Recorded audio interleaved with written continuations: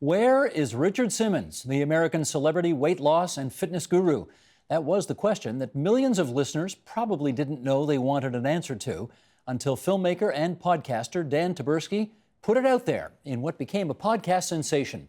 Missing Richard Simmons is the name of the 6-episode series, and it brings Dan Taberski to our studio tonight. So great to meet you. So good to be here. Thanks and for we having should me. thank the Hot Dogs Podcast Festival for bringing you up to our neck of the woods from NYC, and we're For sure. happy to meet you here. Right. Believe it or not, there are going to be people who have no idea who Richard Simmons is. So why don't we just start by playing some tape that will explain the very odd phenomenon that is this guy. Okay, should we do that, Dan? Yeah. Sheldon, it's all yours. Roll away.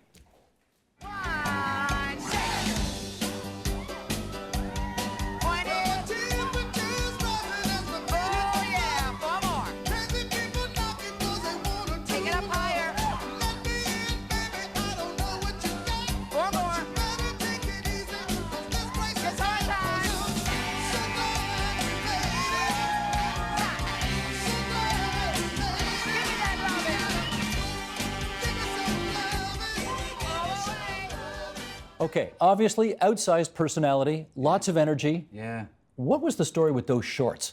I think they were his trademark. No kidding. Yeah, for sure. Apparently, he had a closet full of them, just rows and rows. And that video is amazing because it just shows how, just look at the people exercising with him. Mm-hmm. They are not the type of people that Jane Fonda had in her workouts. They were everyday people. Some people, they were old and young and fat and thin and people who just wanted to get healthy, and he appealed to those people. Tell us about the first time you met him.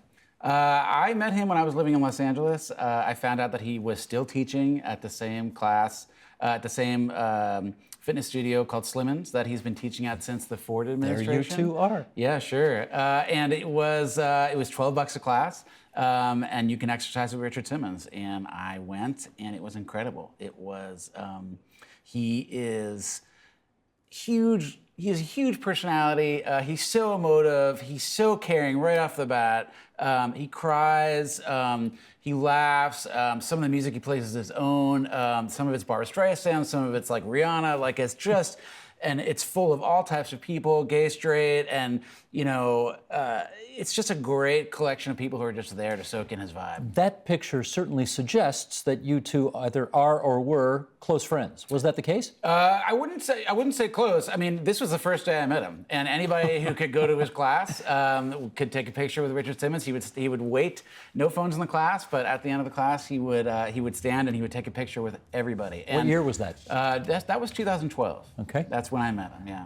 Now, and that was the beginning of my relationship with him, yeah. Now, you call it a relationship. Just sort of explain a little bit more about what you mean by that. I think somebody like Richard Simmons would probably define it a little differently. I mean, I started to get to know him from that first day in class. I asked him immediately if he would be interested in letting me direct a documentary about his life, and he said no, but with kind of a wink.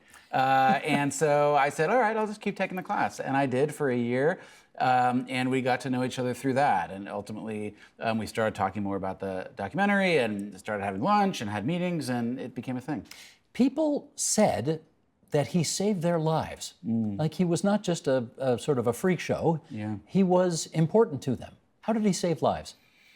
He would wake up at 4, and I don't want to talk about him in past tense, but this is the Richard I know. He would wake up at 4 in the morning and call 20, 30, 40 people a day who were isolated and alone and who needed empathy, and he offered that to them. And some of these people were at their wits' end. They didn't know where else to go. And some people needed to lose 50 pounds, and some people needed to lose 500.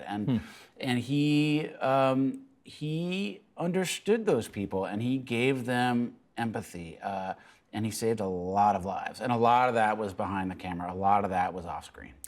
Some of the stuff that was on camera were his very funny appearances on the Letterman show. Yeah, 33 times. 33 times, Yeah. and he always used to love making Dave squirm and feel as uncomfortable as possible. For sure. Now, was that shtick, or did Dave, do you think, really feel uncomfortable having Richard so close to him? I don't know David Letterman, my guess, and from what Richard has told me, I think David Letterman probably was uncomfortable. I also think it's interesting, on the one hand, you look at those interviews with Richard and Letterman, and it kind of feels like Letterman's making fun of him a little bit. But on the other hand, you have to remember that Richard Simmons is incredibly funny and magnetic, and he owns a room. And so on the one hand, you know, he was a guest, but on the other hand, I would imagine he's competition for people who in the comedy business. Now, at a certain point, Dan, he just kind of, after being such a public presence, disappeared out of sight. He did. Do we have any theories as to why? Well, I mean, the theories I had when the podcast started are very different than now. I mean, now I'm as far as it makes a difference what I think. But start at the beginning. You started the podcast in part because he in February 15th, 2014, he basically stopped being Richard Simmons. He stopped showing up to the class. He stopped returning calls, stopped returning emails. These are all things that he would do regularly. And this isn't just somebody deciding he didn't want to be famous anymore. It was somebody who had stopped everything on a dime. The people who were taking that class, he had known some for decades.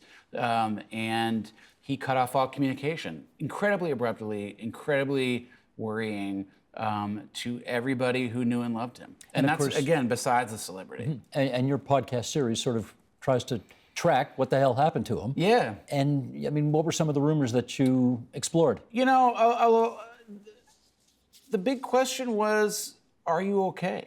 And some people thought that he was depressed. Some people thought that he was having issues with his knees and that wouldn't let him exercise anymore.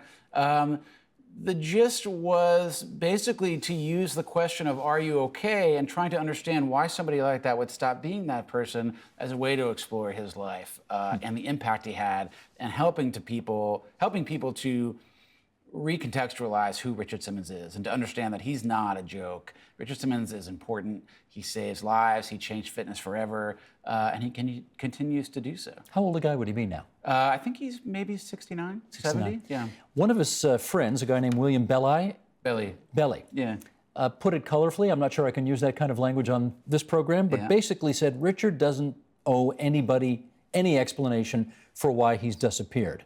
Do you agree? I do. I do, particularly because of the word owe. Richard Simmons doesn't owe anybody anything. If anything, we owe him. He spent 40 years being the most empathetic person on the planet. And it's worth asking why somebody like that, somebody so giving and so open, who's sharing every part of his life, with not just fans, but also with hundreds of people that he was helping on a personal level. He shared so much with them, and when somebody stops doing that, it's worth asking why. I did read in the New York Times several months ago a quote from him saying, "Look, I'm fine. I just don't want to talk to you anymore, and thank you and goodbye." Yep. And we should just accept that. I do now, that was after. It's important to remember that the amount of concern that the people in his life had, to the point where they were trying to knock on his door and say, "What are you doing? We've been friends for two decades. What? Just tell us you're okay." And after doing this podcast and hearing from so many people who love him, I believe it. I believe he's as okay as he wants to be. And of course, he owes nobody anything, and it's his life to live. Since you mentioned the podcast, let's go there next. A lot of people obviously were concerned when he disappeared from sight and stopped being, as you point out, Richard Simmons, Inc., if you like. You decided to pursue that question through the form of a podcast. Where'd you get that idea? Originally, it was a documentary. I started shooting it. It was basically, I was working on this project with him. He disappeared. I just decided that I kind of couldn't let it go after a year of not knowing what was going on, and so I started to shoot it. Ultimately, I teamed up with some people who decided that a podcast would be a better format, and I'm super glad I did. Podcasts are amazing. They're intimate. They allow for sort of more of a conversation that a documentary wouldn't have. How did you reach out to him in an effort to get him to participate?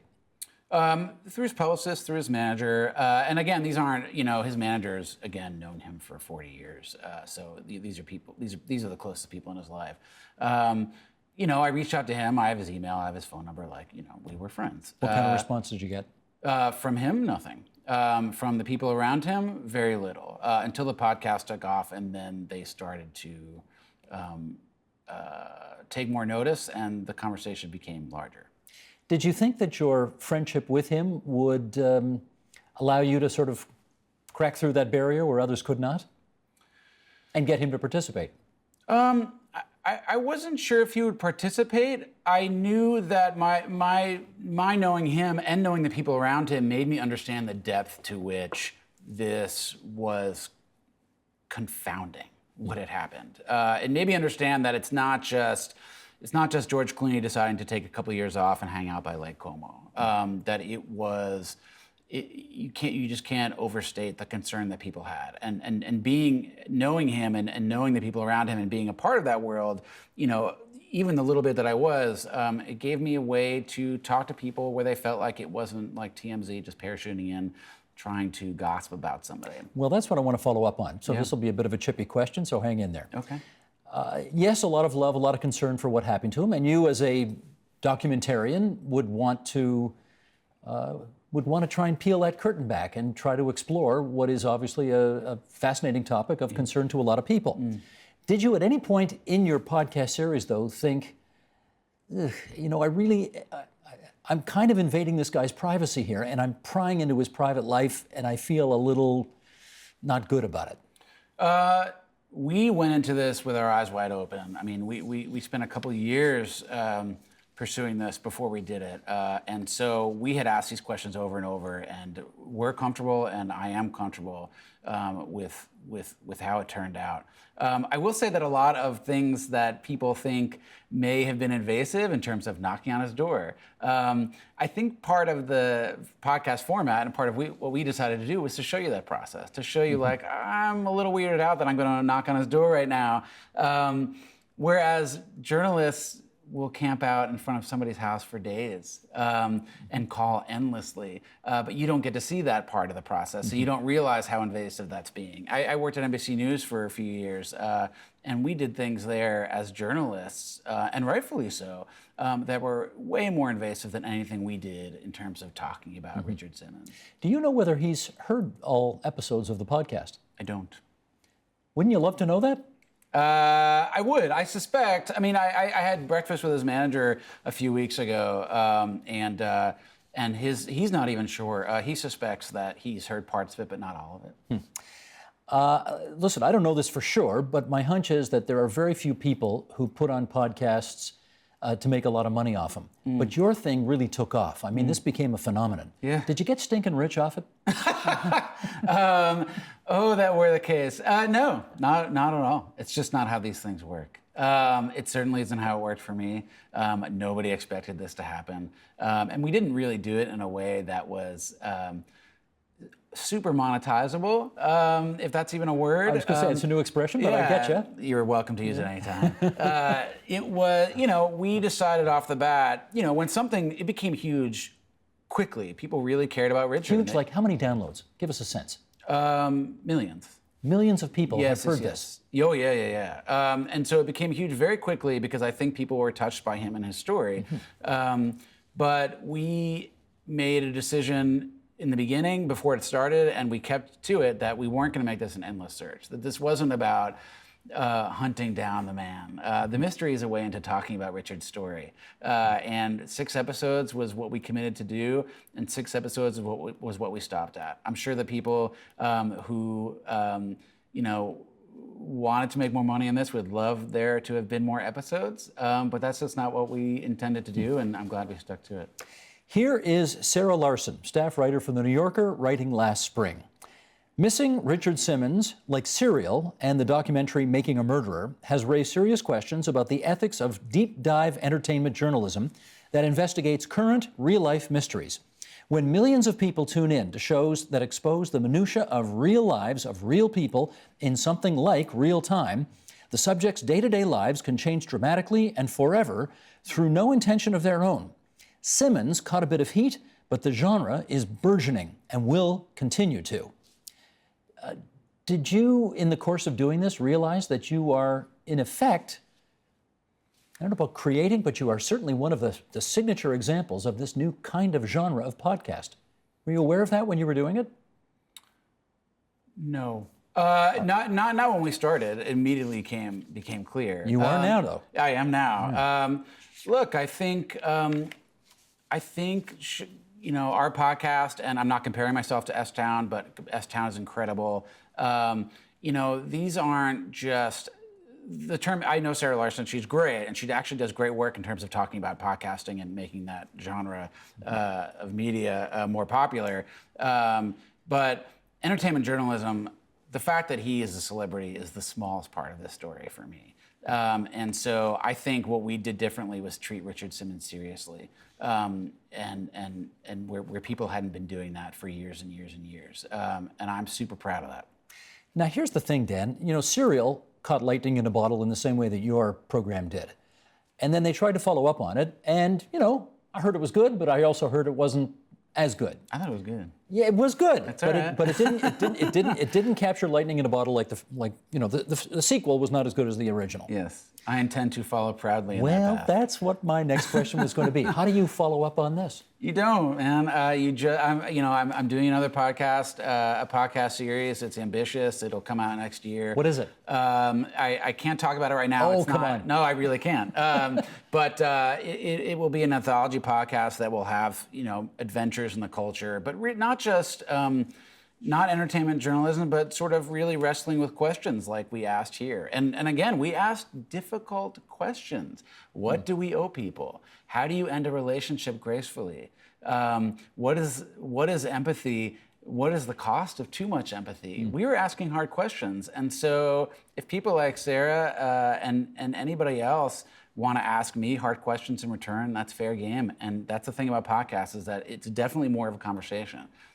You're making it and people are talking about it, and then you're making the next episode, and that conversation's part of it. And so I'm happy to have it.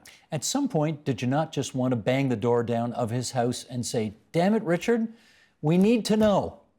No. Isn't that funny? And as it neared its end, I realized that he was going to stick to his guns. And I knew from his representatives before we even started that he wasn't sick, that's not what this was. Because there were rumors that he was, deathly ill. Yeah, but that's, I asked his management, from the beginning, if this is something really grim, you need to tell me to stop, and I will. And they said, no, he's fine. So knowing that wasn't the case, it felt okay to pursue it.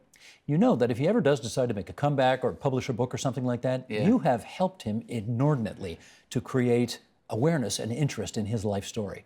He kind of owes you in some respect. Yeah, right. Now, I know you don't want to acknowledge that, but let's be honest. You've put him out there in a way that he might not otherwise be. If I did anything, it was remind people that he's incredible, and that people like him. It's not about celebrity. It's about having an enormous capacity for empathy and saving lives. And if I reminded people of that, amen. And I hope he goes and does whatever he wants with it, or nothing with it, whatever he wants to do. The name of the podcast, once again, is Missing Richard Simmons, which we all kind of still are, aren't we? Always. We always are. That's Dan Taberski, filmmaker, podcaster, host, and we thank you, Dan, very much for visiting us at TVO my pleasure. tonight. Thank you so much. Thank you. The Agenda with Steve Bacon is brought to you by the Chartered Professional Accountants of Ontario, helping businesses stay on the right side of change with strategic thinking, insightful decisions, and business leadership. Are you on the right side of change? Ask an Ontario CPA.